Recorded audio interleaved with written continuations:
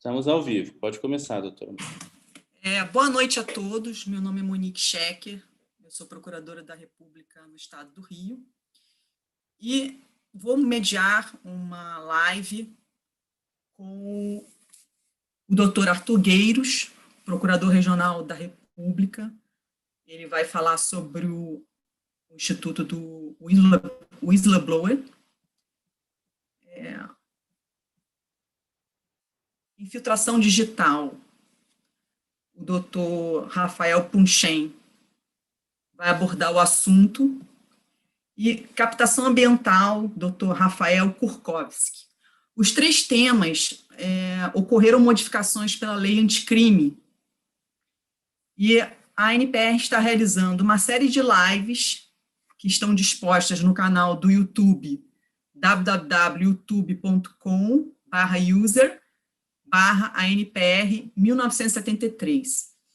Além dessas lives, a segunda Câmara de Coordenação e Revisão também organizou uma obra que está no site da PGR, www.pgr.mpf.mp.br, na parte de publicações de artigos.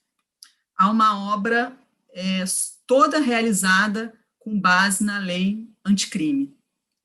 O doutor Arthur Gueiros, que vai falar sobre o whistleblower, ele possui graduação em Direito pela UERJ, mestrado em Ciências Jurídicas pela PUC, doutorado em Direito Penal pela USP e pós-doutorado em Direito Penal pela Universidade de Coimbra.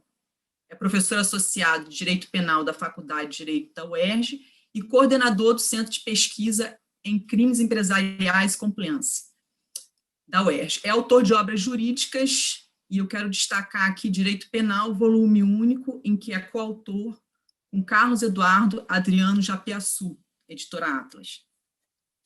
Em relação ao whistleblower, o principal aspecto que eu gostaria de salientar, e também a título introdutório, é se finalmente o Brasil, no nosso ordenamento jurídico, adotou essa figura. Nós temos convenções desde 2002, né? Convenções anticorrupção, em 2006, a Convenção de Mérida, que tentam introduzir no nosso ordenamento jurídico essa figura do informante confidencial, né? Passando aí para um linguajar brasileiro, ou o whistleblower. E a questão finalmente, doutor Arthur, o direito brasileiro adotou essa figura. Nós podemos, ou ainda há um preconceito latino, brasileiro, sobre essa figura, que às vezes é tratada como, entre aspas, um dedo duro. E qual seria a diferença do whistleblower, do informante confidencial, para o colaborador premiado? Se há uma certa similitude ou são institutos totalmente distintos. Eu passo, então, a palavra para o doutor Arthur Gueiros, agradecendo a participação.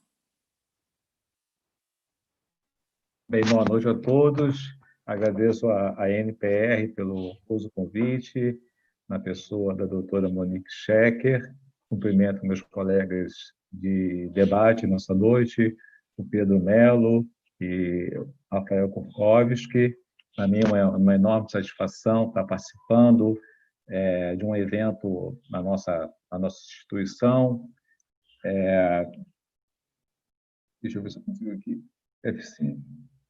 Acho que estão vendo aí, né? Não sei se estão vendo. Estão, né? Obrigado.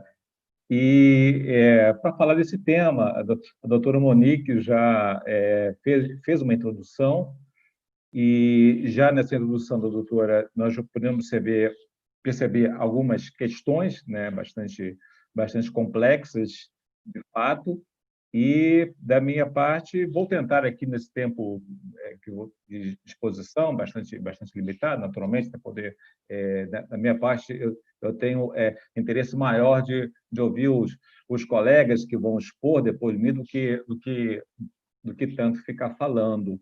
E, nesse ponto também, dizer que eu participei dessa publicação que foi mencionado, para mim foi enorme satisfação, né? É sempre bom contribuir com as iniciativas da segunda Câmara e também da nossa instituição, enfim, para mim é uma enorme satisfação. Sobre o que foi mencionado pela doutora, como tudo no Brasil, eu diria que adotou mais ou menos, né? No Brasil, nunca a coisa sempre é ao nosso jeitinho de ser. Adotou, sim, eu vou tentar mencionar aqui, nós podemos dizer que a chamada lei anticrime é um divisor de águas nessa temática, do ponto de vista do direito interno, sim, mas ela é restrita, né, aparentemente, às entidades públicas, da administração pública direta e indireta, não necessariamente para as empresas privadas. E, com relação à segunda indagação, também eu vou tentar aqui colocar algumas ideias, mas eu já adianto que pode ser, muito embora o pacote anticrime mencionasse naquela exposição de motivos que seria uma figura distinta do colaborador, né? Nem sempre é muito claro separar o que é um whistleblower, um informante, de um colaborador, né? Isso a gente sabe da nossa prática. E, com relação a uma mudança de cultura, né? Seria uma coisa muito mais ambiciosa que a doutora Monique mencionou. Isso aí, realmente, só o tempo dirá se essa mudança, eu espero que sim, né? Mas, né, no Brasil, infelizmente, quando a gente acha que a gente está avançando, né, depois de tantos percalços, a gente conseguiu avançar, de repente a gente se surpreende com retrocessos aí de diversas ordens, né, lamentavelmente, mas a vida é assim, 2 passinhos para frente, 1 para trás, e a gente acha que a gente vai avançar. Eu falo rapidamente, né, que o informante é uma figura que existe desde a antiguidade. Eu falo no texto dos psicofantas, etc., mas, efetivamente, ele se coloca, na atualidade, como um dos pilares dos programas de compliance, dos programas de conformidade, dos programas de integridade, ou seja, condício sine qua de um programa de compliance a existência de um canal de denúncias colocados à disposição de quem quiser relatar irregularidades, comportamentos antiéticos ou mesmo eventuais infrações penais, seja para quem está na organização, o trabalhador, seja para alguém de fora, do público que queira relatar algo suspeito para esse canal de denúncia, que, em geral, fica sob os cuidados de um oficial de conformidade, de um oficial de compliance, uma pessoa encarregada de levar adiante aquela notícia. E como nós estamos falando aqui para o público, para o grande público, quem quiser, poxa, qual é a definição de compliance, professor? Dá lá nesse dispositivo, no artigo 41 e 42, 42 tem os requisitos do que vem a ser um programa de compliance, uma definição legal, está aí, né, quem quiser depois ver.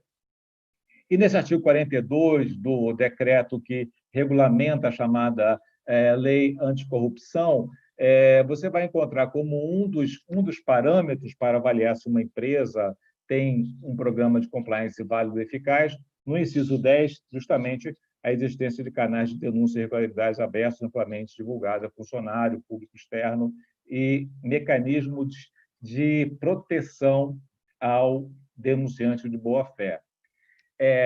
Também, muito rapidamente, eu poderia falar de outras leis, né, como a própria lei de combate às organizações criminosas mencionadas, a lei que trata dos detetives particulares, mas temos aqui um rol de disposições legais em sentido amplo que abrigam a figura do informante, a figura do whistleblower, dentro daquilo que regula sobre compliance ou conformidade.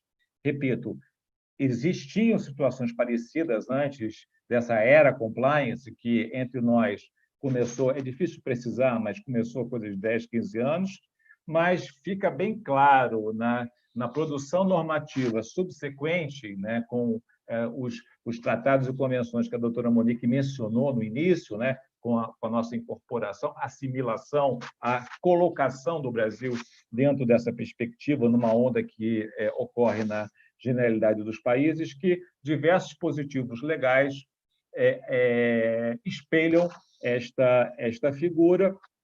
Na nossa lei de lavagem de capitais, nós temos lá, com as alterações havidas mais recentemente, uma ampliação do rol de pessoas obrigadas a informar. Na lei que trata do servidor público federal, se não estou enganado, ela foi alterada para obrigar o servidor público a se colocar na posição de informante, o dever de informar, né? Na própria resolução do Banco Central, que trata de conformidade, também prevê, e essas outras leis aí pontuadas ao longo desse. E também um projeto de lei que está tramitando, da autoria do saudoso professor Luiz Flávio Gomes, que regulamenta os chamados programas de conformidade ambiental. No Brasil, a responsabilidade penal da pessoa jurídica só existe na lei dos crimes ambientais, que não prevê compliance, e em outras leis que prevê compliance, não prevê responsabilidade penal da pessoa jurídica. Então, nós temos aqui no Brasil mais um sinal trocado de ideias. Então, nesse PL já há também a previsão de e, mais especificamente, doutor Monique, a lei do Disque Denúncia, né? A Lei 13.608, que legalizou, digamos assim, né, os serviços de Disque Denúncia, que já existiam em diversas unidades da federação. No estado do Rio de Janeiro já existe há algum tempo, né, um sistema de Disque Denúncia, e essa lei regulamentou, repito, essa figura em geral, através de entidades privadas, né, que prestavam esse serviço através de convênio, contrato com a administração pública dos estados, e previa, porque essa foi a lei justamente que foi alterada pela lei anticrime, nesse particular, né? Ela previa, né, que os entes públicos poderiam criar serviços de disque denúncias ou fazer convênio com entidades. De toda sorte, previa-se a possibilidade de fosse estipulada uma recompensa para quem prestasse alguma informação relevante, em valores, em geral, em valores pagos em espécie, quantidade de dinheiro fixa, né, prevista nessa lei. Isso foi uma das alterações que ocorreram. Muito bem. No pacote anticrime, a própria disposição de motivo, como já foi falado aqui rapidamente, mencionou a figura do informante do bem. Eu não sei bem porque essa exposição de motivos do então ministro da Justiça, eu não sei que a lei foi alterar, fizeram lá alguma coisa no Congresso que rejeitou, enfim, não vou entrar nessa discussão, mas ele previa a figura do informante do bem, que seria, como eu mencionei, uma figura diferente daquele que pleiteia a colaboração premiada. Da minha parte, eu entendo que não há claramente uma diferença entre uma figura e outra. A gente sabe muito bem nas nossas investigações que, às vezes, o cara parece que ele é só um informante do bem, depois a gente vai ver que ele está eventualmente envolvido naquela trama criminosa, mas isso não necessariamente infirma o que ele tem de conteúdo, isso é da própria dinâmica do nosso trabalho, mas não foi essa expressão informante do bem não foi contemplada, e sim apenas a figura do informante, né? E foi agregado à lei de denúncia o artigo 4º, com 4A, 4B, parágrafos, enfim, falando da obrigatoriedade do poder público, dos entes que compõem o poder público direto ou indiretamente, de, primeiro, abrir ou manter ouvidorias destinadas a pessoas que queiram fazer relatos de crimes contra a administração pública ou ilícito administrativo ou qualquer outra ordem, com a possibilidade de garantir a confidencialidade a esse informante, conforme se pode observar no artigo 4b, e mais à frente há um sistema de proteção integral, que está no artigo 4c. Vou falar um pouquinho rapidamente dessas ouvidorias e o sistema de proteção integral e tentar chegar no final para falar do papel do Ministério Público nessa temática, o Ministério Público, né, que eu acho que é no nosso interesse também. Quando a gente coteja, compara a lei do Disque Denúncia com a lei anticrime, pode-se observar duas grandes alterações, como eu mencionei. A instalação ou manutenção de ouvidorias, em geral, essas ouvidorias já existiam, penso eu, nos estados ou em organizações. Por exemplo, eu sou também professor, como foi mencionado, professor da UERJ, que é uma universidade do estado do Rio de Janeiro, e lá já existia uma ouvidoria. Eu sei disso que eu tive um problema lá, tive que procurar a ouvidoria para falar também como informante lá do problema lá que estava acontecendo. Ela existe, como existe em outros órgãos, e, como eu mencionei, esse sistema de proteção integral, que eu vou falar mais na frente. Com relação às ouvidorias, o que eu pontuo é justamente essa questão da confidencialidade. Ou seja, na lei do Disque Denúncia, priorizava-se o anonimato da informação, né? E, na lei nova, a confidencialidade, que são coisas diferentes, naturalmente, né? Do ponto de vista de quem quer falar, o anonimato é mais seguro, né? Se eu puder valer do anonimato, estou aqui só para conferir o tempo. O anonimato é mais seguro, eu falo, né? Mas a qualidade da informação, está aí o nosso colega Pedro Mello vai falar da questão de informações, a qualidade da informação do anonimato ela é a mais frágil, né? Pode ser uma vendetta, pode ser alguém de má fé. Ao seu turno, a confidencialidade tem uma qualidade, uma informação melhor, porém, para quem vai falar, é mais arriscado, né? A gente sabe muito bem que, às vezes, não se pode garantir 100% de confidencialidade.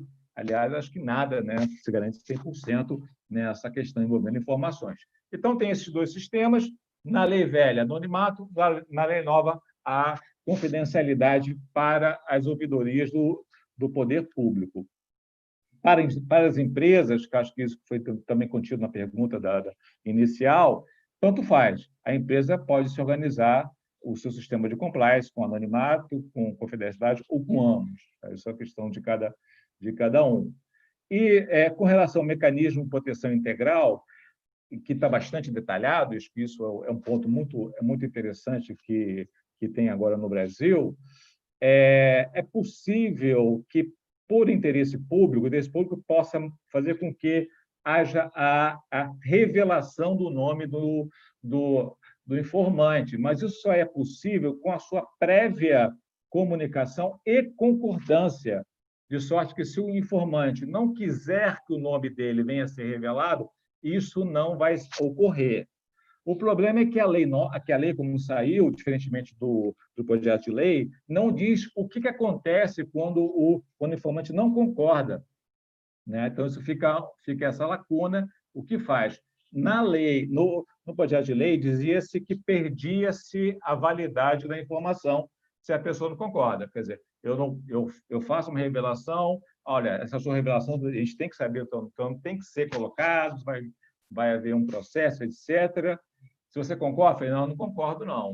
Eu acho que não tem nada para que possa me garantir, etc. Então, fica sem saber como trabalhar essa informação, se ela perde a validade ou não perde. Isso é uma coisa que nós aqui queremos, através, né, das reflexões e da jurisprudência, dar a melhor solução. Há também previsões nesse dispositivo aí de proteção contra retaliações. A gente sabe que isso acontece, todo mundo aqui sabe que acontece retaliações, perseguições, transfere a pessoa para outro lugar na administração pública, inclusive pode olhar aí, tem um monte de condenação por prevaricação, envolvendo, inclusive, autoridades renomadas, que mandou um servidor para bem longe. Demissões arbitrárias é uma outra possibilidade, ou perda de benefícios. Enfim, isso tudo é discutido pela doutrina que trata do whistleblower. Então, a lei traz esse leque de proteção. Também uma proteção, como eu mencionei, contra certos tipos de retaliação. E o que eu quero pontuar já é esse T3, estabelecimento de recompensas em favor de informantes de até 5% do valor do patrimônio público recuperado, né? Então, vamos falar desse sistema de recompensas, comparar uma lei com a outra, né? Na lei originária, o sistema de recompensas decorre da informação prestada ao Disque Denúncia, né, como foi mencionado, público-privado. Ele se dá quando a informação for útil para a prevenção, repressão, apuração de qualquer crime ou ilícito administrativo, ela é para qualquer crime. Pode ter expressão econômica ou ser de outra natureza, uma garantia de emprego, sei lá o que, dar um carro de presente, etc. E ela pode consistir no pagamento de valores em espécie. Na lei nova, deixa eu ver se eu consigo baixar isso aqui, vincula-se uma informação prestada para unidades de ouvidoria ou correição, não é por denúncia, ela se dá quando envolver crime contra a administração pública, não é extensível para as demais infrações penais, só os crimes contra a administração pública, e ela pode ser fixada em valor até 5%, repito, do que foi recuperado. Então, por exemplo, na lei de denúncia, você pode dar uma informação para descobrir o autor de um crime contra a dignidade sexual no valor de R$10 mil, por exemplo. No sistema da lei anticrime, você pode fixar, por exemplo, uma recompensa no valor de 2%, 1%, de um montante expressivo de dinheiro público. Nós soubemos recentemente que tinha um automóvel aqui no Rio de Janeiro, salvo engano, automóvel, enfim, com R$8 milhões em espécie, que alguém teria informado para as autoridades desse dinheiro em espécie dentro do automóvel, então foi recuperado, talvez, quiçá, seria uma situação, ou outras malas de dinheiro que aparecem por aí, se alguém dá uma informação útil, pode ser estabelecido esse percentual, né? Então, são sistemas diferentes, só para a gente fazer um... E, chegando já para o fim, né, já que o tempo é curto, pegando, né, o que foi indagado pela doutora Monique, a gente ouve muito essas palestras, pessoas criticar, diz que o informante é um mercenário, e não sei o quê, só quer dinheiro, e vai por aí afora. Na verdade, é uma lógica racional, o sistema de recompensa, né? Quem quiser ler, é chato ficar indicando livro, entendeu?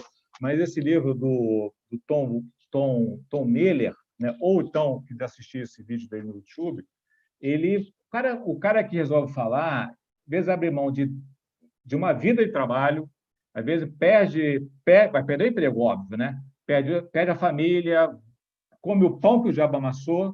Então, ele tem que vislumbrar algum mecanismo que a pessoa possa se sentir em estado.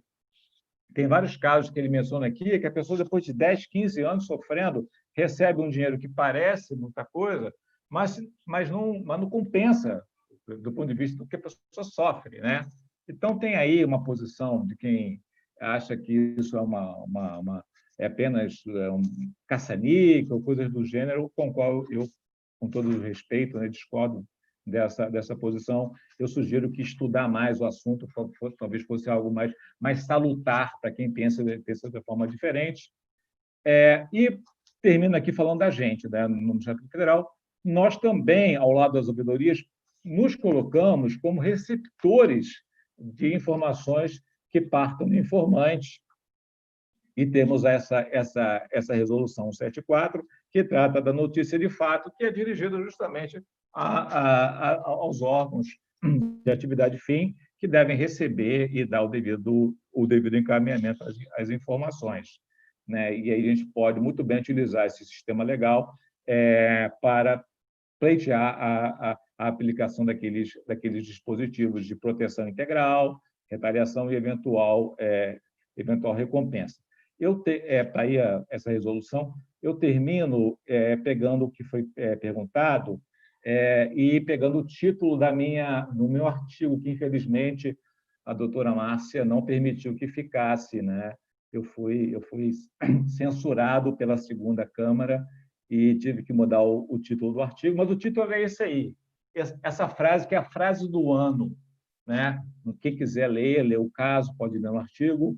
O caso foi a expressão utilizada pelo então presidente da Vale a respeito de um informante que disse que a situação das represas estavam no limite, vidas foram ceifadas, patrimônio, meio ambiente, peso incalculável, porque o informante mencionou e o senhor cidadão que está aí, ao invés de apurar o que ele respondeu, resolveu persegui-lo através do compliance da Vale. Isso que foi feito e utilizou essa expressão que está mencionando aí, que é o que pensa-se, infelizmente, sobre alguma parte do empresariado sobre o whistleblower. Eu creio, na minha opinião, que com a nova regulação prevista na lei, muito embora para a administração pública, vai refletir nas empresas, porque se elas querem ser avaliadas no seu compliance, elas têm que espelhar, salvo o melhor juízo, esse conjunto de disposições que estão na lei do Disque Denúncia alterada pela lei anticrime, e espero, assim, doutora Monique, dar um passo à frente nessa questão, que, infelizmente, ela não é nada boa no Brasil. Poderia falar de outros tantos casos que enfim, alguns eu tive infelizmente, com pessoas com perda de vida por ter feito denúncias e que não tiveram, na ocasião, uma proteção devida. Muito obrigado pela oportunidade, agradeço a segunda Câmara, agradeço a NPR, e quem quiser saber um pouco mais ou se interessar eventualmente, fica aí a sugestão do nosso site, do Centro de Pesquisa aí, Crimes Empresariais e Compliance. Obrigado.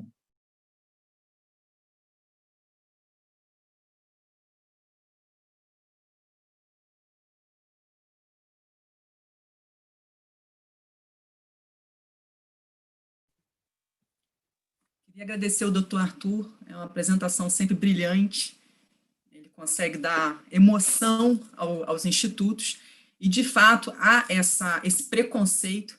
Eu quero lembrar também a expressão de um deputado federal na discussão do projeto de lei que instituiu o informante confidencial, entre aspas, deduragem remunerada, né? Lembrando aí que o informante confidencial, ele não é um colaborador premiado, ele não é um criminoso, né?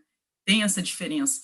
Ele é uma pessoa que, como o doutor Arthur mesmo falou, muitas vezes abre mão de liberdade pessoal, paz, né, para informar um determinado crime que está acontecendo, alguma conduta imprópria, né? Antes de passar ao doutor Pedro, eu quero só deixar uma perguntinha ao doutor Arthur, que me chamou a atenção, ao final, para ele responder. Se ele acha esse valor até de 5% até pequeno, porque eu dei uma olhada na lei americana, lá, inclusive, fixa de 15% a 30%. 30%. Da restituição. Então, depois eu queria ouvir do doutor Arthur para ver se isso também, esse 5% até não é até um pouco reflexo do nosso preconceito aqui em relação ao informante confidencial, o whistleblower, que não é um criminoso, né? E aí, passando agora para o doutor Pedro Punchen, ele é mestre para falar sobre infiltração digital, ele é mestre em Direito Constitucional pela Universidade de Sevilha e foi agraciado com um prêmio Master extraordinário pela mesma universidade.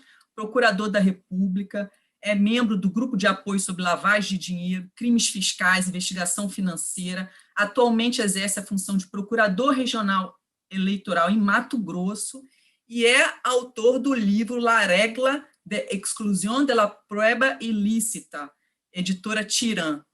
E o doutor Pedro vai falar sobre infiltração digital. Já adianto também algumas questões polêmicas, se há diferença, a infiltração digital, uma técnica especial de investigação, a diferença dessa figura para eventuais outras figuras, como a ação, digamos, o flagrante preparado, o flagrante forjado. Às vezes há uma mistura de técnicas aí de investigação. Eu gostaria, se possível, o doutor Pedro abordar também esse aspecto acadêmico, que tem muitas pessoas que estão fazendo concurso público, que estão nos assistindo. Boa noite, doutor Pedro. Boa noite, doutora Monique. Apenas uma breve questão de ordem. Eu penso que o tema de infiltração digital fique a cargo do doutor Rafael Kurkowski. Não sei se, de repente, a doutora entende melhor chamá-lo já para responder essa pergunta, porque a mim teria sido incumbido o tema de captação ambiental. De captação ambiental? Então, tá bom. Talvez tenha feito uma confusão aqui. Mas a captação, então, a captação ambiental, ela teve regulamentação na nova lei anticrime e, aparentemente, pacificou aí questões que estavam sendo discutidas na jurisprudência sobre a licitude ou não, né? E as condições as condições de implementar essa captação ambiental. A diferença de eventualmente a captação ambiental para interceptação telefônica ou outros institutos parecidos, e se ainda, não obstante a previsão da lei, se caberia ainda à vítima, por exemplo, de um crime, fazer essa captação ambiental, independentemente aí da atuação do Ministério Público ou da própria polícia. Então, pedindo escusas aí pela troca do tema, se o senhor puder esclarecer esses aspectos.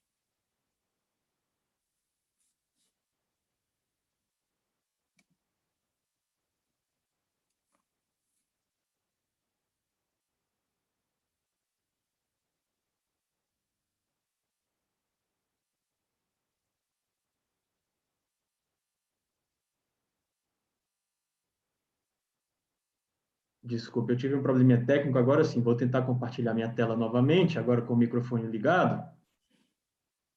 Não sei se podem visualizá-la. Sim? Beleza, ótimo. Bem, então, inicialmente gostaria de agradecer a oportunidade de fazer parte desse projeto da ANPR, cumprimentando a doutora Monique Schecker, nossa mediadora, assim como também a doutora Natália Mariel, diretora. Gostaria também de cumprimentar a segunda Câmara de Coordenação do MPF pela realização da coletânea sobre a lei anticrime, nas pessoas da doutora Luísa Frichais e doutora Márcia Noll, e também um cumprimento especial aos debatedores de hoje, meus colegas aqui de mesa virtual, doutor Rafael Kurkowski, e em especial ao professor Arthur Gueiros, o qual muito me honra poder dividir esse espaço com o professor Arthur Gueiros, que foi, inclusive, meu examinador de concurso do Ministério Público Federal. Bem, então, antes que nós possamos adentrar o tema propriamente dito da captação ambiental, eu gostaria de fazer apenas uma rápida contextualização.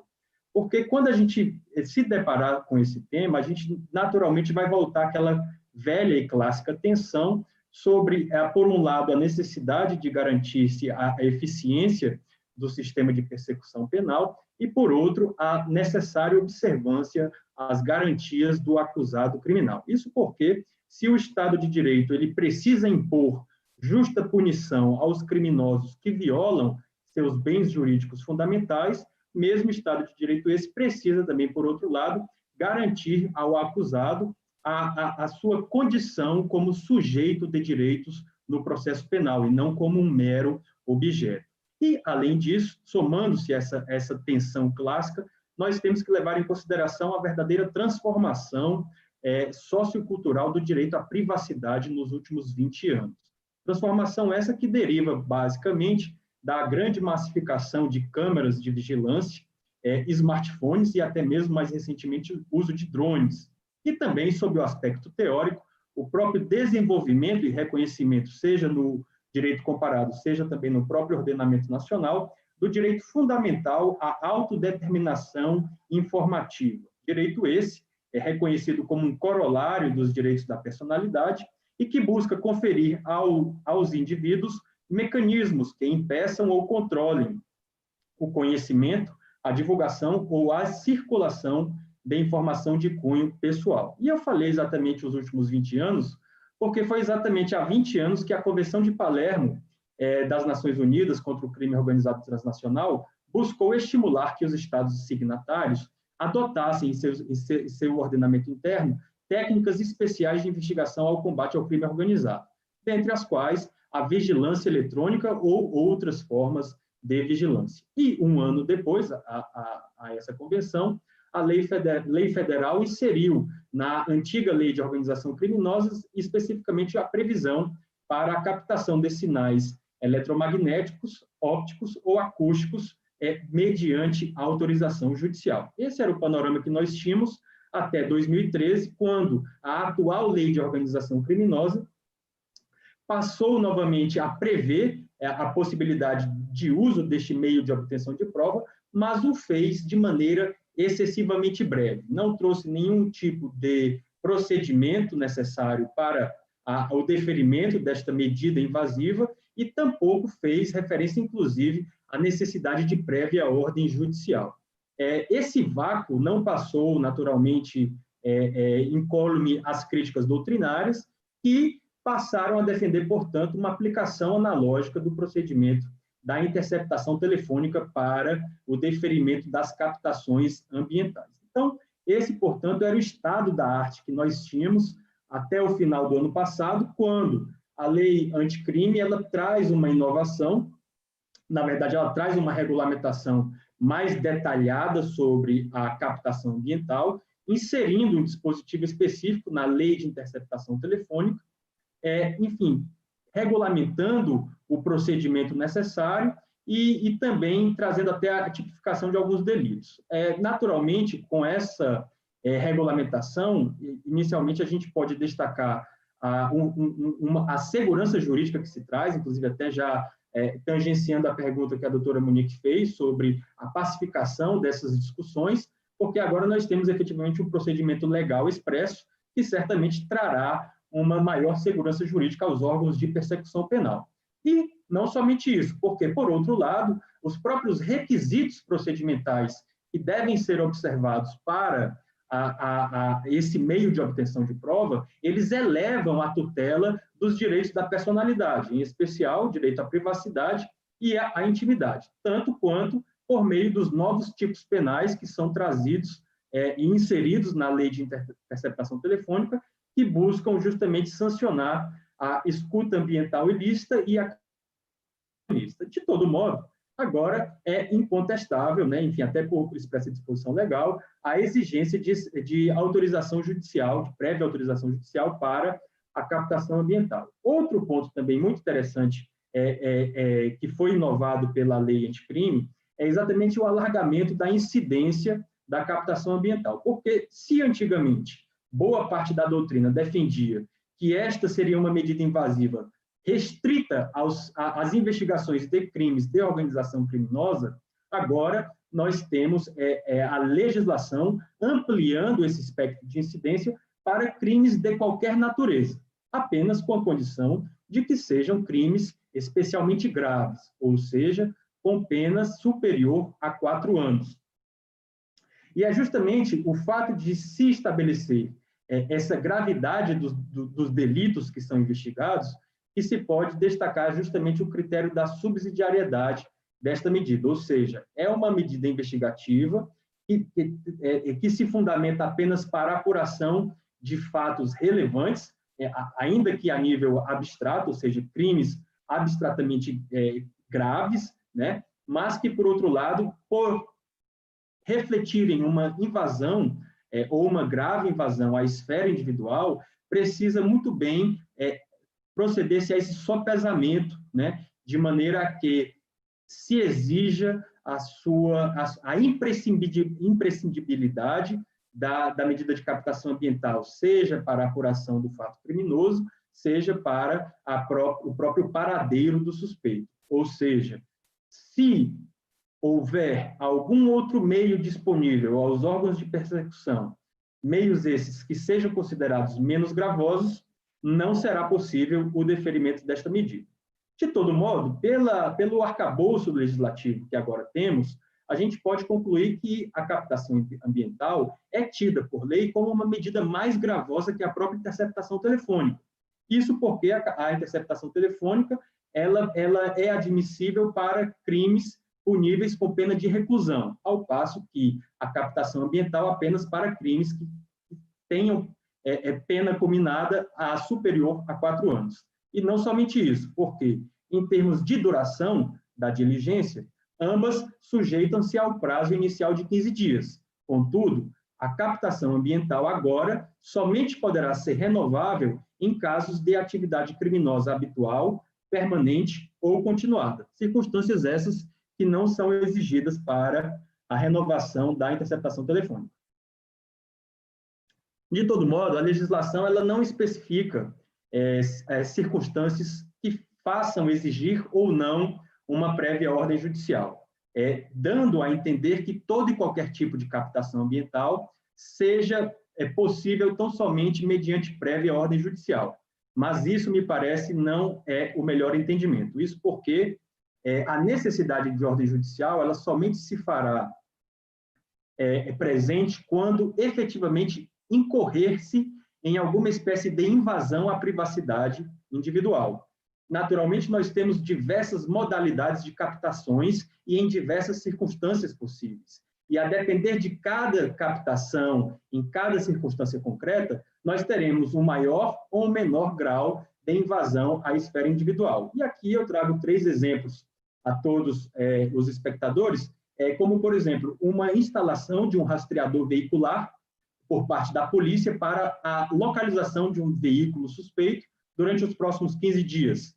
Naturalmente, será algo muito diferente da utilização de imagens de câmeras de vigilância feitas em um determinado shopping center sobre fatos que eventualmente tenham ocorrido em sua praça de alimentação. E que, por sua vez, também é muito diferente de uma captação ambiental que seja realizada no seio de uma conversa íntima de um casal em sua noite de núpcias. Então, aqui, portanto, nós temos, naturalmente, distintos graus de invasão à esfera individual. E aí, naturalmente, a depender desse grau de invasão é que nós podemos aferir sobre a necessidade ou não dessa ordem judicial. De todo modo, para 2 critérios a gente pode destacar como aqueles mais seguros para essa análise. O primeiro deles diz respeito exatamente ao local onde esses registros são realizados.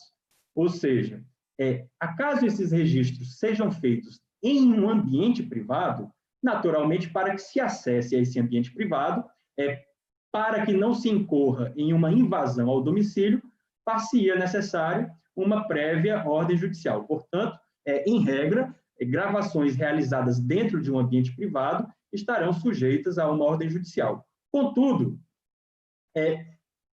determinados fatos que ocorram dentro de um ambiente privado, mas que possam ser visualizados desde sua parte externa, não necessariamente implicarão em uma invasão à privacidade. Ou seja, um exemplo aqui que eu posso dar-lhes, um determinado comportamento, uma determinada agressão de um casal, de um marido a uma mulher, que ocorra na varanda de um apartamento. Tá? Ou seja, essa varanda ela se situa, até por questões de vizinhança, sob o alvo óptico, digamos assim, de seus vizinhos e muitas vezes até mesmo da rua. Naturalmente, aqueles que olham em direção à varanda não estão, de maneira alguma, invadindo a privacidade alheia. Então, em alguns aspectos, isso não se fará necessário. Um outro exemplo clássico que tem também é o próprio sobrevoo, né? Muitas vezes, por meio de visualização aérea, se consegue identificar a ocorrência de ilícitos, plantios de cultivo de entorpecentes dentro de áreas privadas, sem que isso também incorra em uma invasão domiciliar. Portanto, seriam gravações válidas. Por outro lado, quando a gente trata de captações que ocorrem dentro de um ambiente público, a situação ela fica um pouco mais delicada. E aí, a gente vai precisar perquirir se há na espécie ou não uma legítima expectativa de privacidade por parte do indivíduo. Expectativa de privacidade essa que tem que ser tanto subjetiva, ou seja, o indivíduo tem que efetivamente crer, agir sob o manto protetivo de sua privacidade, assim como também objetiva, isto é, que haja um reconhecimento social de que, naquela situação, aquele indivíduo ou qualquer outro, em regra, estaria tutelado por sua privacidade. E também eu posso dar um exemplo muito corriqueiro, que seria a própria, enfim, um grupo de amigos que se encontra em uma mesa de restaurante, né? Até que ponto uma captação sobre esse fato incorrerá em uma invasão de privacidade ou não? E aqui é muito interessante que o critério distintivo é quando se fizer necessário uso de instrumentos que aumentem a percepção humana para se descobrir que tipo de diálogo está sendo travado, ou seja, se fizer necessário a instalação de microfones ocultos ou utilização de lentes de teleobjetivas para leitura labial, né, algo que aumente a percepção natural do ser humano, estaria sim havendo uma invasão à privacidade individual, fazendo-se, portanto, necessária prévia ordem judicial para essa captação que ocorre em ambiente público. Por outro lado, se nós temos tão somente uma gravação de uma câmera de vigilância, cujos registros são feitos de maneira difusa, ou seja, é uma gravação que não se direciona a uma pessoa ou a um alvo específico, mas sim a todo aquele ambiente, e gravações essas que buscam reforçar o caráter preventivo de segurança pública, muito mais do que o repressivo, uma investigação, elas sim serão dispensadas de prévia autorização judicial, porque, afinal, aquele que se dirige a um restaurante implicitamente consente que sua imagem seja de conhecimento público em relação à sua presença naquele lugar em determinado horário.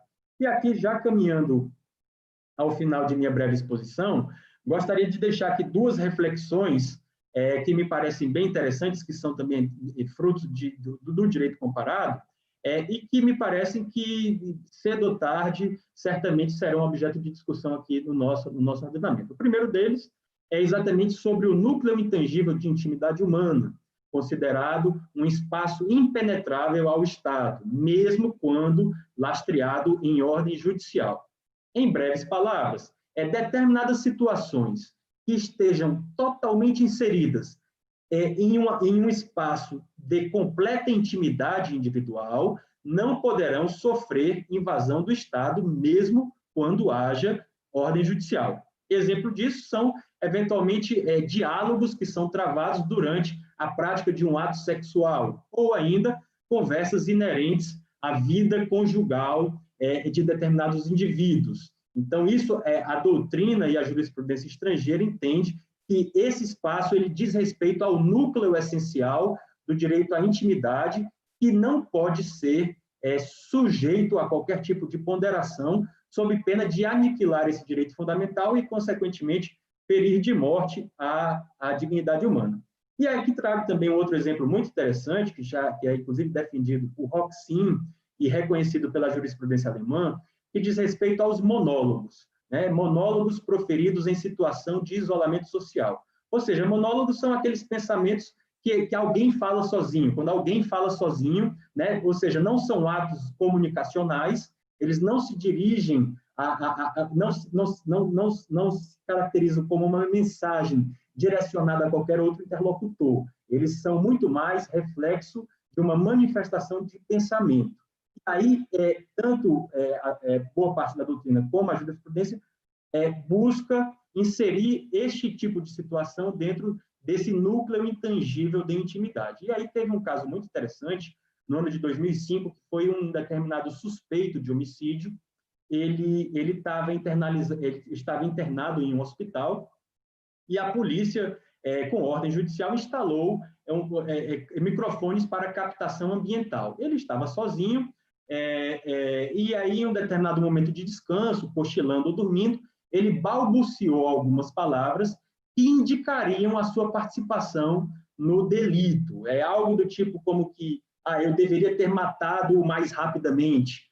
Coisas do tipo que implicitamente reconheciam, entre aspas, a sua confissão. E aí, houve a gravação, né, tentou-se utilizar essa gravação para subsidiar sua condenação, mas a jurisprudência rechaçou por entender que aquilo refletia uma manifestação de pensamento eminentemente íntima que não poderia ser utilizada como prova em desfavor do indivíduo, tal qual seus pensamentos não poderiam ser utilizados em seu desfavor, acaso houvessem meios operacionais para se descobri-los. E, por fim, também fazendo uma segunda provocação, e aqui até também deixando um gancho com aquilo que trouxe o professor Artugueiros, seria basicamente um uso mesclado de informante com captação ambiental.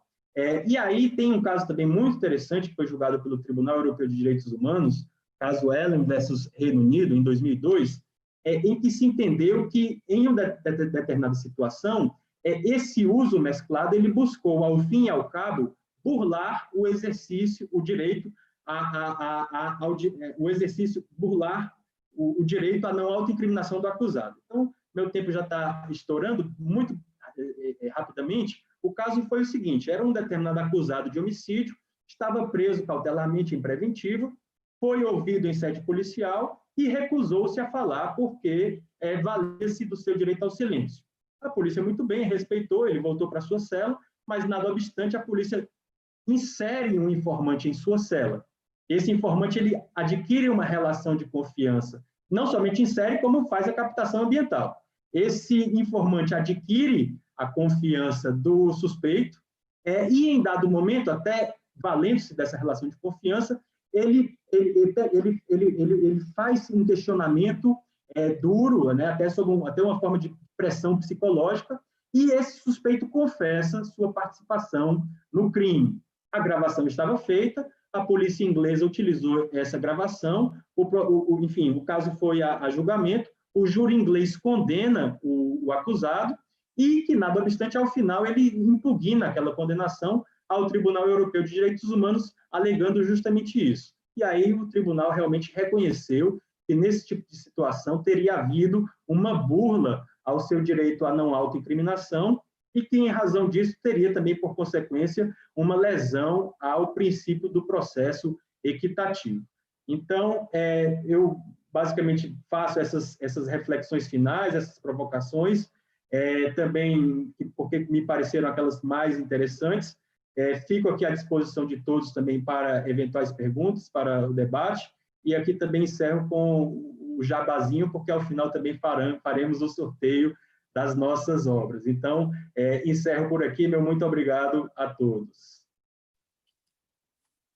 Doutor Pedro, agradeço a apresentação. E, assim como eu fiz com o doutor Arthur, eu deixo um questionamento, que é em relação à opinião do senhor em relação às captações ambientais realizadas por alguma vítima, né? Porque a lei ela limita bem ao Ministério Público e à polícia, mas cotidianamente nós temos, às vezes, cidadãos que são vítimas de delito, né? Alguma extorsão, então,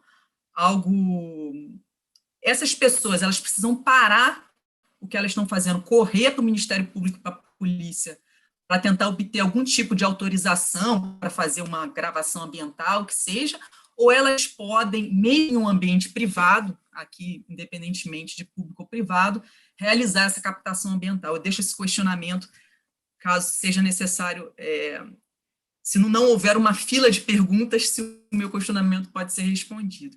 E agora, finalmente, o tema infiltração digital, o doutor Rafael Kurkowski, ele é promotor de justiça do estado de Sergipe, doutorando em Direito pela Universidade Federal da Bahia, mestre em Direito pelo Centro Universitário de Brasília, especialista em gestão acadêmica do ensino superior pela Faculdade Pio X, graduado em Ciências Jurídicas e Sociais pela Universidade Federal do Rio Grande do Sul, professor, membro auxiliar da Corregedoria Nacional do Ministério Público, coordenador disciplinar da Corregedoria Nacional do Ministério Público, ex-promotor do Estado do Maranhão e autor do livro Execução Provisória da Pena no Júri, Fundamentos Políticos e Jurídicos, editora de Plácido. Infiltração digital é um tema que novamente foi legislado de forma nova, né? Não obstante as discussões já antigas, e eu gostaria de também colocar algumas reflexões. o que é infiltração digital, eventual diferenças para outras figuras, outras técnicas especiais de investigação, né? Quais os limites da infiltração digital, se ela requer do agente uma postura ativa ou só uma postura de observador, né? Se a partir dessa infiltração digital pode haver uma provocação de questionamentos e tudo por parte do agente que está eventualmente nessa posição, e também em relação ao prazo máximo previsto em lei, se o doutor entende o prazo previsto de 6 meses, renováveis aí por 3 períodos, se é suficiente, às vezes, em investigações complexas. Dou a palavra para o doutor Rafael. Muito boa noite, eu que agradeço. Só peço licença para carregar um arquivo de apresentação aqui. 1 minuto, por favor. Peço agora a confirmação se enxergam o slide. Excelente. Então, deixa eu dar o start aqui. Muito boa noite a todos, é claro. Inicialmente, eu agradeço o convite, me sinto muito honrado, na verdade, em participar aqui, ao lado de brilhantes colegas do Ministério Público. Cumprimento a todos em nome da nossa mediadora, doutora Monique Schecker, e não vou me furtar aqui de agradecer quem intermediou esse convite, a doutora Márcia Nol Barbosa, procuradora da República. Então, para aproveitarmos o nosso tempo, que é suficiente para verificar o que é a infiltração digital, comecemos sem delongas. Aqui, infiltração digital, para entendermos do que se trata, temos que, na verdade, resgatar um histórico. A lei original da organização criminosa, 9.034 de 95, no início, ela previa apenas a ação controlada, que é o retardamento do flagrante pela autoridade policial que presencia a prática de um crime, um conceito básico. Não era prevista a infiltração. A infiltração passou a ser prevista na lei que hoje já está revogada em 2001, por essa lei 10.217, que previu, então, a infiltração por agente policial e também passível de ser realizada por agente de inteligência. Mas a infiltração de que tratamos aqui é apenas a tradicional, digamos, a presencial. Não se imaginava ainda na infiltração virtual digital. Transcorre o tempo, sobrevém a lei da organização criminosa 12.850 de 2013. Esta lei revoga expressamente a lei anterior, 9.034, e a lei nova, em 2013, prevê, sim, a infiltração tradicional, que é presencial, a ser realizada apenas por agente policial. A figura do agente de inteligência foi excluída aqui, referência à ABIN, a Agência Brasileira de Inteligência, porque, na verdade, se entendia que a Agência Brasileira de Inteligência, os seus membros, não eram autoridade policial, por assim dizer. Transcorre o tempo, chegamos ao marco 2017, Lei 13.431 de 2017. É a lei que instituiu o depoimento sem dano em favor de testemunhas e vítimas menores que presenciam ou são vítimas de crimes com violência. Esta lei também alterou o Estatuto da Criança e do Adolescente, e esta lei previu expressamente a figura da infiltração digital, mas apenas realizada por agente policial, mas apenas para crimes determinados nesta lei, que basicamente são crimes do ECA, que atentam contra a dignidade sexual de crianças e adolescentes, e crimes informáticos do Código Penal, em sua essência. Mais um pouquinho caminhamos, 2019, no apagar das luzes, aprova-se a lei chamada por alguns anticrime. Esta lei acrescenta a 2.850 expressamente a figura da infiltração digital, realizada também apenas por agente policial, com cabimento para crimes tipificados na própria lei da ORCRIM ou crimes em conexão praticados por organizações criminosas. Só que, até este momento, nós não temos ainda um conceito claro do que vem a ser a infiltração digital, para então captar a diferença dela para com outros institutos. Nesse sentido que começamos. A natureza jurídica da infiltração digital, muito simples. É uma técnica especial de investigação, especial porque exige uma expertise que apenas a polícia tem, e também ostenta a natureza de medida cautelar. Exigem-se, então, os pressupostos e requisitos íncitos a qualquer medida cautelar para o deferimento da infiltração digital. Então, perguntamos, por que essa birra, no bom sentido, com quem não é policial? Por que a proibição? Justamente porque, sendo uma técnica especial da investigação, requer essa expertise. E, no caso do Ministério Público, por exemplo, que tem, sim, poderes implícitos para investigar, isso é certo, mas o Ministério Público, segundo a lei, não tem esse know-how, essa expertise, esse aparato técnico, conhecimento para fazer a infiltração digital. Então, qual é a solução e como é que verificamos ministérios públicos atuando diretamente na infiltração digital? No âmbito do Ministério Público Estadual, é simples, basta a presença do GAECO, que é integrado comumente por autoridade policial. Ele valida esse tipo de prova e permite a atuação direta do Ministério Público nela.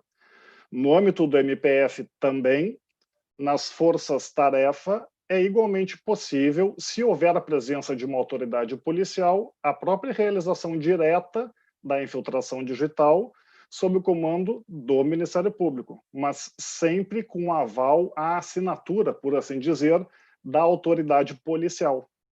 Isso valida a prova e permite a atuação, então, direta do Ministério Público nessa técnica especial de investigação. A doutora Monique Schecker perguntou sobre o prazo, e é o que vemos agora na sequência.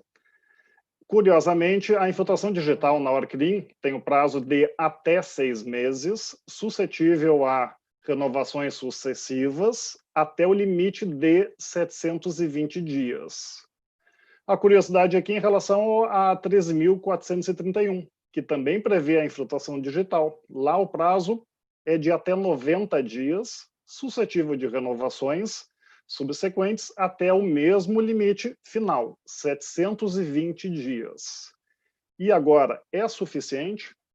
Convenhamos, se ela tem natureza de medida cautelar e se ela se acompanha, se destina para acompanhar uma investigação séria, uma investigação que não pode ser realizada por outras técnicas de investigação, o prazo de 720 dias é um tanto quanto largo e razoável. Agora, direito nunca tem a resposta, não é binário, não existe a resposta sim e a resposta não. Claro que, no caso concreto, se houver a comprovação da necessidade extrema de que a infiltração digital necessite continuar, é possível sustentar perante o juízo a prorrogação para além dos 720 dias. Basta a demonstração séria dos requisitos e pressupostos para tanto. A jurisprudência ainda não tem casos acima de 720 dias, até porque a alteração na lei é recente, é do final do ano passado, não houve período suficiente ainda. Mas acredita-se que, quando chegar o momento, sim, haverá casos de superação deste prazo final, fatal, de 720 dias, mas sempre em caráter excepcional. Absoluta excepcionalidade, até porque, se depois de infiltração digital por 720 dias não se descobriram provas, é sinal de que a investigação não deveria continuar. Então, agora vem, com a modéstia que me permite aqui, o cerne da nossa fala. Agora que vamos entender, mediante a diferenciação, o que é a infiltração digital. Nesse ponto, estabeleceremos a diferença entre o investigador digital, que é a conhecida cyberpatrulha, do agente infiltrado, previsto na 2.850 e na 13.431. E avaliaremos aqui 4 tópicos. Um deles é comum à fala do Dr. Pedro, que é a expectativa de privacidade.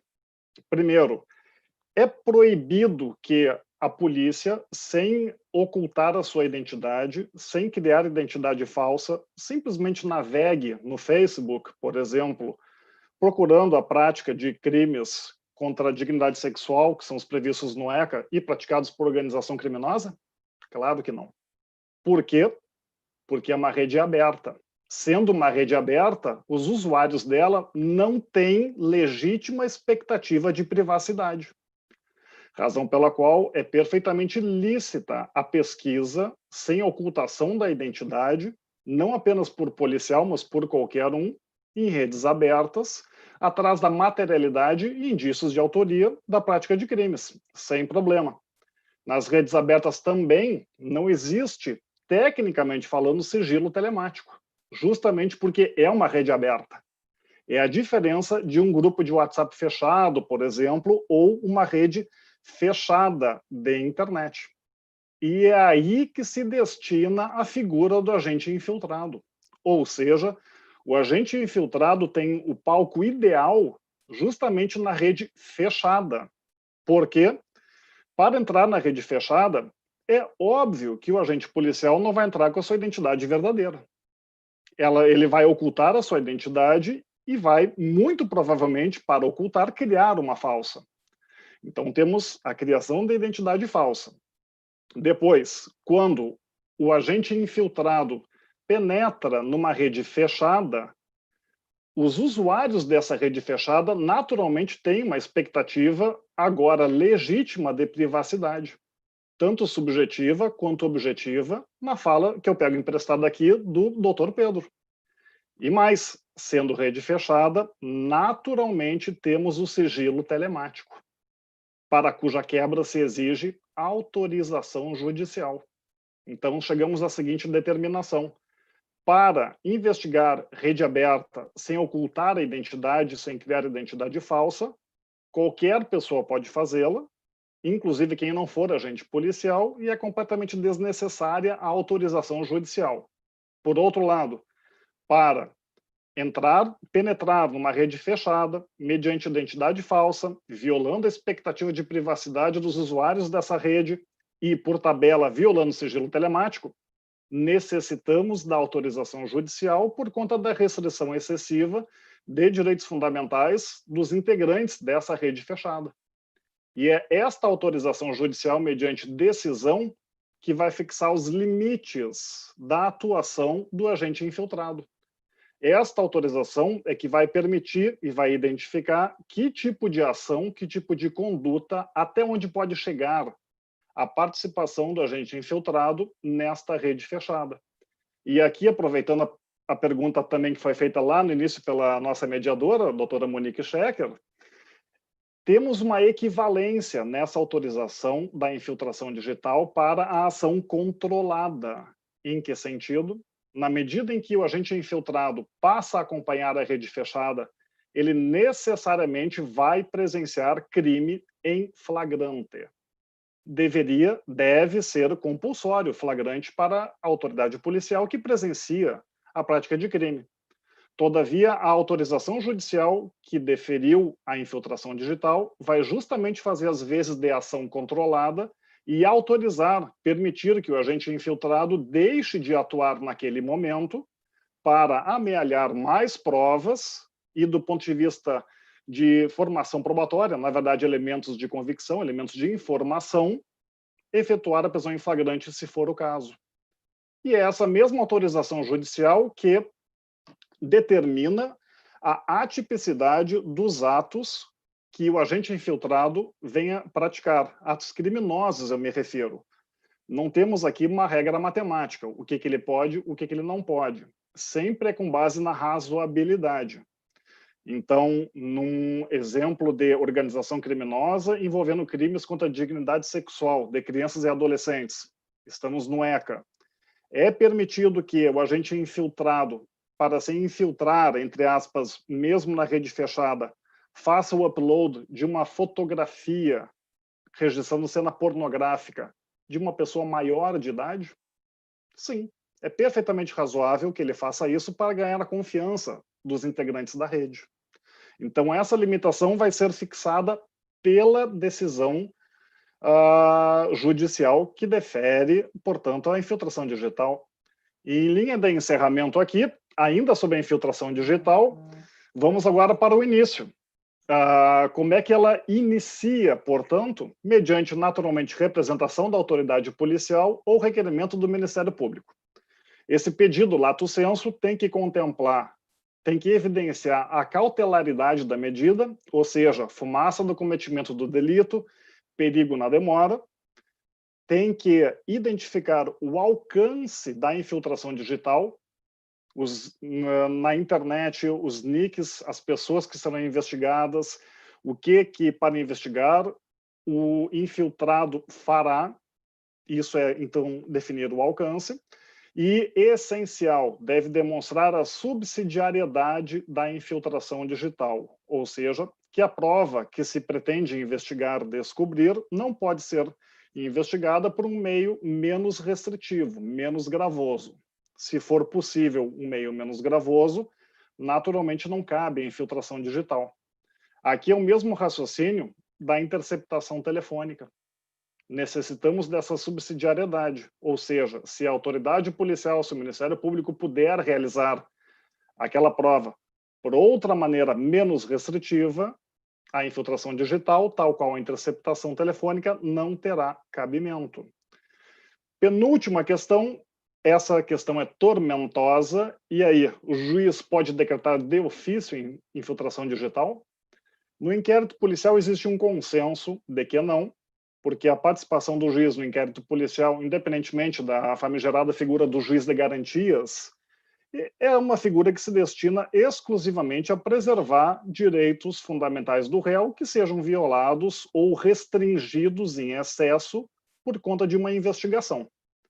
O palco do inquérito policial é ideal para o Ministério Público formar a sua convicção delitiva para denunciar ou arquivar, até aqui sem novidade. Na fase judicial, é muito provável que perdure a discussão sobre o cabimento, a possibilidade ou não de o juiz realizar de ofício a infiltração digital. Independentemente da discussão, porque para uns o sistema acusatório impediria que o juiz tivesse iniciativa probatória, para outros, já que o juiz é o diretor, o presidente do processo, e para formar a sua convicção ele pode sim determinar providências de ofício, independente à margem dessa discussão. Na prática, é muito difícil a autoridade judiciária decretar de ofício essa medida, porque o juiz não tem a capacidade de avaliar a subsidiariedade da medida. É muito complicado para o juiz, na condição de um processo, simplesmente aferir se aquela prova poderia ser produzida por outro meio da investigação que não a infiltração. Então, na prática, essa é a dificuldade que se apresenta para o juízo que quer decretar de ofício a interceptação. E, aproveitando o tempo, o último item que vemos aqui é a descoberta ao acaso, o encontro fortuito de prova. Eu pego o exemplo da interceptação telefônica, cujo raciocínio é o mesmo para a infiltração digital. A interceptação telefônica destina-se para a investigação de crimes apenados com reclusão. Se ao longo da interceptação se descobre um crime apenado com detenção, exemplo acadêmico aqui, tem plena validade o encontro fortuito dessa prova, por conta do princípio da serendipidade, que tem sido reconhecido pelo STJ de forma muito intensa nos últimos momentos. Então, este mesmo raciocínio, pela similitude, deve ser aplicado também para a infiltração digital. Nesse sentido, então, que eu agradeço muito o convite, reitero os agradecimentos a todos presentes aqui, deixo os meus contatos aqui em redes sociais, que agora é do momento isso, agradeço mesmo e devolvo a palavra à condução dos trabalhos.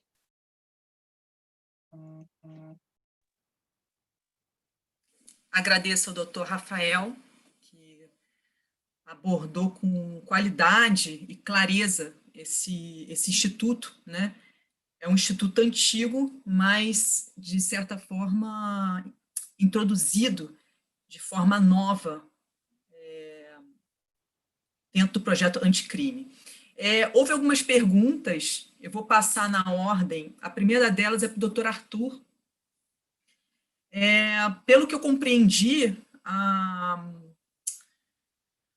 pergunta basicamente quer saber se, no âmbito do whistleblower, se há a possibilidade de um servidor público receber a recompensa. O que pensa o senhor? Pelo que eu estou entendendo da pergunta, se o whistleblower é somente em âmbito privado ou se também pode ser utilizado no setor público, até porque o servidor público ele tem a obrigação de noticiar fatos ilícitos. Então, se ele tem essa obrigação de noticiar fatos ilícitos, se ele já não estaria recebendo a recompensa para algo que ele deveria fazer. Eu acho que é esse o questionamento. Pergunta interessante, né? Tem até uma lógica intrínseca nela, né? De fato, mas eu penso de maneira diferente. Eu acho que o funcionário público também pode pleitear e fazer jus a essa recompensa que está prevista, né, na lei, a despeito de existir, né, o Código de Processo Penal, né, a própria lei que eu mencionei rapidamente, dos servidores públicos, mencionar o dever de comunicar. Entretanto, é possível que o servidor público venha saber da onde está, por exemplo, aquele carro com 8 milhões de reais aqui no estado do Rio de Janeiro. O estado do Rio de Janeiro é um estado muito rico da federação, entendeu? O dinheiro, às vezes, aparece no mar, ali na Urca, boiando cédulas de 100 reais, em automóvel. Aqui é uma terra muito, muito pródiga. Ele pode saber pelo fato, por alguma circunstância, que não tenha relação com com a hierarquia, né? Aquela referência lá no Código de Processo Penal e na Lei das Contravenções Penais, né? Precisa ser vista dentro desse contexto que nós estamos referindo. Então, eu acho que sim, é possível. Não vejo nenhuma incompatibilidade, né, em questões de probidade, improbidade, que pudesse vir a ser apresentado, mas sempre vai ter quem pense diferentemente. Isso é mais do que natural que ocorra, ainda mais um tema bastante cercado de polêmica. Eu nem cheguei a falar dos argumentos contrários do sistema de lucro, que acho que a gente até já conhece. E só para complementar, que a doutora Monique perguntou do valor percentual de 5% que está previsto na lei, sendo certo que em outras legislações, né, tem valores que chegam até 80%. Eu também concordo que é um valor modesto. Esse valor de 5% poderia-se colocar um piso, né, um patamar mais expressivo, a depender das circunstâncias, claro, fáticas. E o que é também importante, né, eu acho que entra um pouco também no jogo de análise, se trata de um sistema de canal de denúncia priorizando o canal interno ou externo. Por exemplo, o Dodd-Frank Act, né, que o presidente Trump chama de Dodd-Frankenstein, ele prevê um mecanismo de recompensa um sistema externo, quer dizer, não confiando nas instituições ali pontuadas, né, que têm os deveres ali que foram reforçados, né, pela legislação de 2010, ele quer que o informante fale direto para a SEC e aufira um valor expressivo por esse. Então, a questão, na minha opinião, da recompensa, o patamar, se vai ser 5, depende também se é um modelo normativo que prioriza esgotar o canal interno, para só então ir para o externo, ou permitir que vá direto ao externo, que é o sistema que, no meu entender, foi adotado aqui pela lei anticrime nesse particular. De toda sorte, só para concluir, é possível, né, que uma organização privada, uma empresa, um grupo setorial, né, isso também é possível, estabeleça um patamar é diferente, maior ou menor. Então, isso ainda, do ponto de vista para a iniciativa privada, é uma questão aberta. Mas a nossa lei, como sempre, né, sempre um passinho muito tímidozinho. E só para aproveitar a palavra, para passar uma pergunta para meus colegas, né, que eu acho que não tem muita relação, mas principalmente para o doutor Pedro, nós tivemos um caso, né, lá em 1900, que era o seguinte: a escolta atrasava para levar a escolta da Polícia Federal, atrasava para levar os presos para a audiência, beleza, né? Bem de longe e tal. E aí, só que aquele atraso, aí que nós fizemos foi colocar um dispositivo no carro da escolta que saía lá de Bangu para levar lá, e a gente, nesse rastreamento, descobrimos que a escolta da Polícia Federal dava uma paradinha com os presos para eles irem para o motel, para eles se encontrarem com as suas respectivas cara-metades ou outras pessoas, e ficava lá uma hora, e depois ia para a audiência, ou vice-versa, né? A vida muito estressante dos criminosos de colarinho branco encarcerados, então dava uma paradinha de uma hora no motel, no meio do caminho, ali na Avenida Brasil, ali naquela região bastante aprazível ali. Então, esse caso, né, que ele falou de carro, depois falou de questões íntimas, se esses presos, né, que muito estressados das audiências, de passear, como é que se enquadraria essa iniciativa que a gente fez na ocasião? Nem tinha lei nem nada, antigamente a coisa era muito no empirismo das situações, só uma colocação, né, um pouco a nível de provocação. O que ele acha dessa iniciativa que nós tivemos na ocasião? Obrigado, Tony. Obrigada, doutor Arthur. Também, mais uma vez, brilhando aí, nos trazendo alguns exemplos até antigos, né, que nenhum de nós temos conhecimento. Eu sou do Rio, realmente nunca ouvi falar disso, mas curioso. E dentro desse questionamento do senhor, do doutor Pedro, eu acho que a pergunta feita aqui tem a ver também. Passando, então, para o doutor Pedro, o questionamento feito, além desse doutor Arthur, é se a captação ambiental em cela do sistema prisional é admissível apenas por ordem judicial, ou se entende ali que os presos estão num ambiente de privacidade restrita, né, na expressão que o senhor usou, se já poderia ser feito aí de plano sem autorização judicial. Agradeço pelas perguntas, né, tanto a doutora Monique veiculou, assim como também do professor Arthur Gueiros. Para mim é motivo de muita honra receber uma pergunta sempre tão qualificada, de larga experiência profissional também. Bem, vamos lá. O que ocorre é o seguinte: eu acho que nós temos que definir uma premissa anterior. Teria o preso resguardado algum resquício de seu direito à privacidade ou à intimidade? Se nós considerarmos que a privacidade em uma perspectiva mínima, ela seja essencial à dignidade da pessoa humana, nós teremos, sim, que sempre partir de um pressuposto em que pese recluso, o preso terá, em algum grau mitigado, é verdade, mas terá, ainda assim, preservado o seu núcleo intangível de intimidade. É claro que,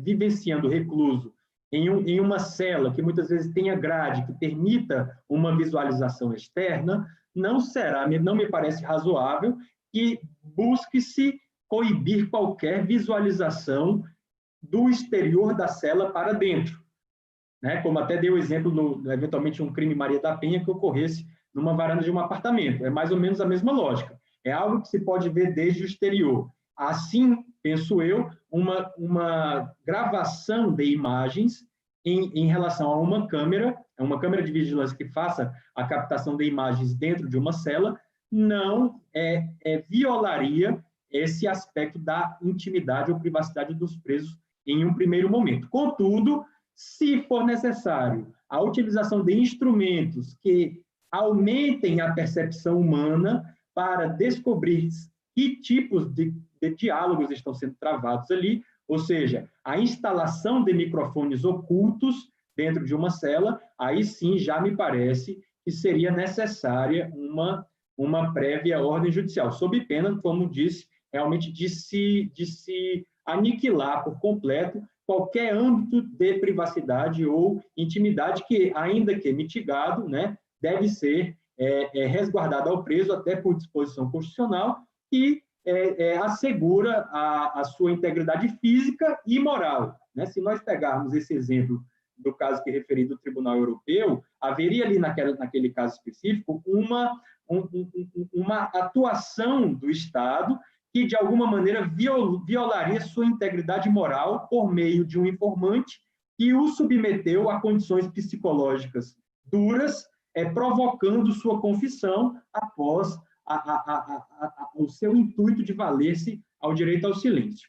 Então, como dito, eu acho que tudo dependerá, efetivamente, até que ponto há ou não uma legítima expectativa de privacidade. Em síntese, imagens dentro de uma cela, não vejo como eles possam, como o preso possa querer defender uma privacidade, porquanto muitas vezes permite-se uma visão externa. Por outro lado, a captação de áudio, aí sim, muitas vezes não pode ser ouvido de um ambiente externo, fará necessária a instalação de um equipamento que aumente a percepção humana, e aí sim, me parece, seria o caso de ordem judicial. No que diz respeito à viatura, da paradinha do caminho da escolta, o que me parece relevante aí, professor, é o seguinte: nós estamos tratando, em primeiro lugar, de um veículo público, né?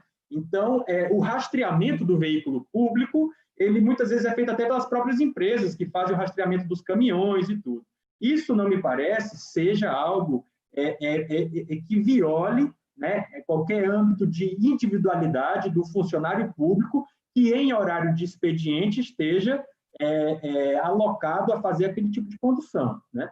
Então, eu acho que, nesse caso específico, não haveria propriamente nenhum tipo de ilicitude na instalação de um equipamento de rastreio que permitisse aferir, né, por onde aquele veículo se deslocou ou quanto tempo eventualmente ficou parado, né? Talvez, aí sim, se fosse o caso de uma instalação de um microfone oculto para a captação ambiental ali dos diálogos que são travados ali dentro, aí já haveria sim um grau de invasão maior, e aí teríamos também uma boa discussão, porque, claro, existe também, pelo fato de sermos funcionários públicos, nós não perdemos os nossos direitos individuais, seja a liberdade de expressão, seja a intimidade ou a privacidade. Agora, é claro que, uma vez nos situando em ambiente público, em espaços e equipamentos públicos, isso será realmente mitigado, né? Então, eu penso que, efetivamente, no que toca à pergunta sobre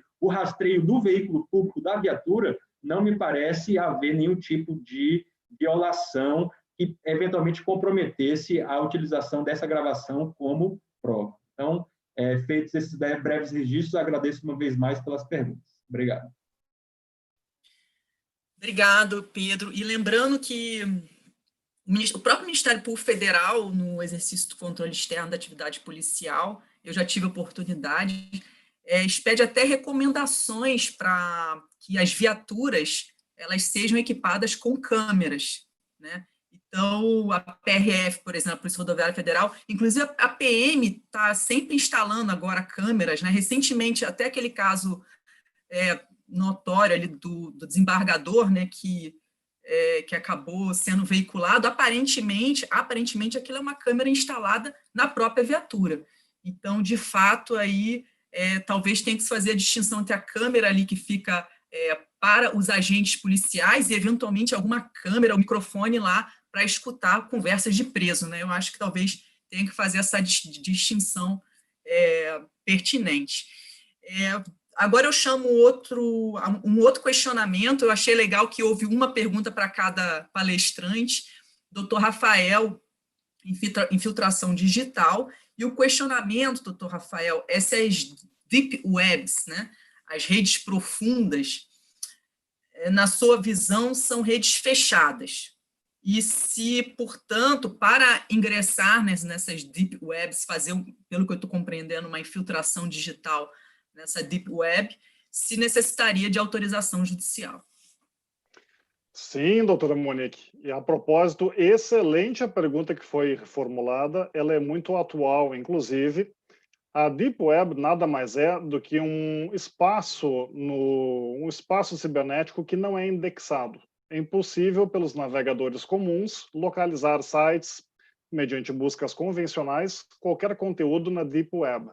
É necessário um navegador especial, porque a tecnologia que eles empregam consegue superar essa barreira, essa dificuldade e permitir a navegação, então, na Deep Web.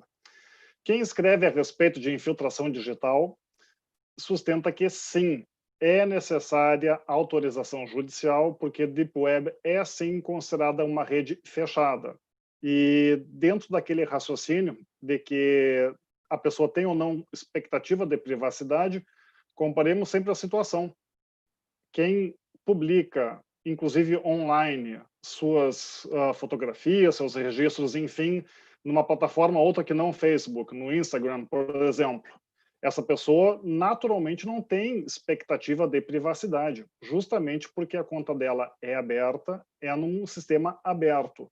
Agora, quem navega, quem utiliza e quem registra seus movimentos em qualquer sistema fechado, contido numa Deep Web, por exemplo, bem ou mal, o usuário tem uma expectativa objetiva de privacidade.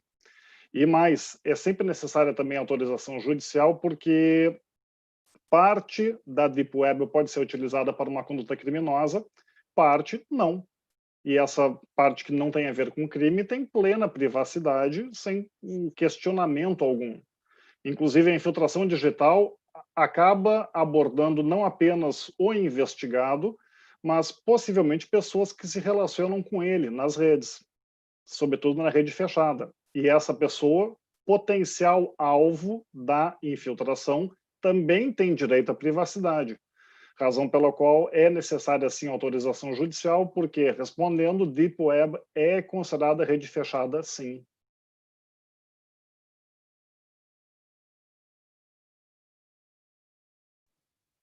Obrigada, doutor Rafael. Eu queria até lembrar um trabalho que o Ministério Público fez da Darknet, né? Um trabalho de 2013, procurei me atualizar aqui, iniciado no final de 2013, e a operação foi deflagrada em 2 fases, 15 de outubro de 2014 a 22 de novembro de 2016. Parece que houve uma dificuldade com a legislação, né? Pelo que o senhor colocou aí, não havia ali uma legislação muito clara ainda de infiltração digital. Quer falar? Não havia, e na verdade o caso da Darknet foi muito bem conduzido por uma colega do Ministério Público Federal. Ela fez um trabalho brilhante neste caso, basta procurar na internet qualquer informação desta operação. Aliás, a colega de vocês é uma referência nacional quando se estuda infiltração digital, em razão dessa operação mencionada pela senhora, doutora Monique. Devolvo a palavra, então. Obrigada, doutor Rafael.